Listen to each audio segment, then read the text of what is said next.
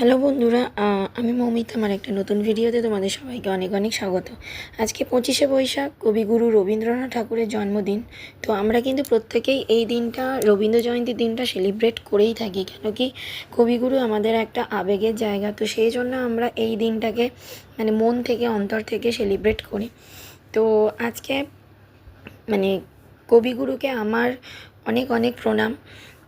তো আজকে আমরা মানে সেলিব্রেট করেছিলাম রবীন্দ্র জয়ন্তী। তো এখানে বাচ্চাগুলো সেজে এসেছে ভীষণ সুন্দর করে। আর যেহেতু কবিগুরুর জন্মদিন, তো আমরা সবটা পুরোটাই হোয়াইটের উপরেই রেখেছিলাম। তো বাচ্চাগুলো প্রত্যেকেই হোয়াইট ড্রেস পরে এসেছিলো।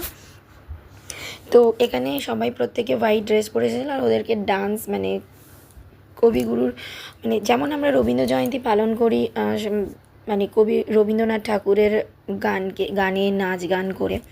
তো গানটা কী ছিল সেটা আমি বলতে পারছি না, মানে শোনাতে পারছি না, বাট বলতে পারি। গানটা ছিল পাগলা হাওয়ার বাদল দিনের।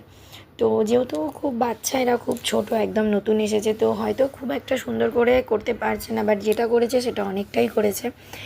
আর ওরা এই গানটাতে একটু বেশি ভালো করে হাত পা নাড়াতে পেরেছে, কেন গানটা একটু মানে মানে ফাস্ট গান। তো এরা একদম স্লো গানে নাচতে পারবে না, মানে ভালো লাগে না এদের নাচতে। তো যাই হোক, আমাদের এইভাবেই আমরা কবিগুরুর জন্মদিনটা সেলিব্রেট করে পালন করলাম।